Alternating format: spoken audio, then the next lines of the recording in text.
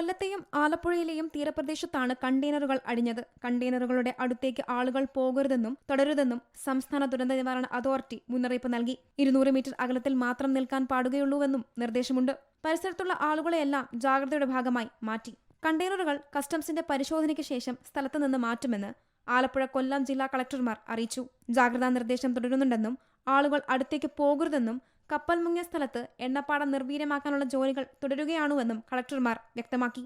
കൊല്ലത്തെ കരുനാഗപ്പള്ളി, ചവറ, ശക്തികുളങ്ങര, നീണ്ടകര തുടങ്ങിയ സ്ഥലങ്ങളിലും ആലപ്പുഴ തറയിൽക്കടവ് ഭാഗത്തുമാണ് കണ്ടെയ്നറുകൾ തീരത്തടിഞ്ഞത്. കൊല്ലം നീണ്ടകരയിൽ മാത്രം 5 എണ്ണമാണ് തീരത്തടിഞ്ഞത്. മിക്ക കണ്ടെയ്നറുകളും ഒഴിഞ്ഞ നിലയിലാണെന്നാണ് പ്രാഥമിക നിഗമനം. ആലപ്പുഴയിലെ ആറാട്ടുപുഴ പഞ്ചായത്തിലടക്കം മൈക്കിൽ അനൗൺസ്മെന്റ് നൽകി ആളുകൾക്ക് മുന്നറിയിപ്പ് നൽകുന്നുണ്ട്. കടൽ വെള്ളത്തിൽ അപകടകരമായ വസ്തുക്കൾ കലർന്നിട്ടുണ്ടോ എന്നുള്ള പരിശോധന തുടങ്ങി. കേരള സർവകലാശാല അക്വാട്ടിക് ബയോളജി ആൻഡ് ഫിഷറീസ് വിഭാഗവും മത്സ്യവകുപ്പും ചേർന്ന് സാമ്പിൾ ശേഖരിക്കുകയാണ്. പരിശോധനയുടെ ഭാഗമായി മത്സ്യത്തിന്റെ സാമ്പിളുകളും വരും ദിവസങ്ങളിൽ ശേഖരിച്ചേക്കുമെന്നാണ് വിവരം. അതേസമയം കണ്ടെയ്നറുകൾ തീരത്തടിഞ്ഞതിൽ ആശങ്ക വേണ്ടെന്ന് തുറമുഖ മന്ത്രി VN വാസവൻ വ്യക്തമാക്കി. ഇതുവരെ അപകടകരമായ വസ്തുക്കൾ കണ്ടെത്തിയിട്ടില്ലെന്നും ജാഗ്രത വേണമെന്നുമാണ് മന്ത്രിയുടെ നിർദ്ദേശം. വിവിധ ബ്യൂറോകൾക്കൊപ്പം സീ മലയാളം ന്യൂസ്, തിരുവനന്തപുരം.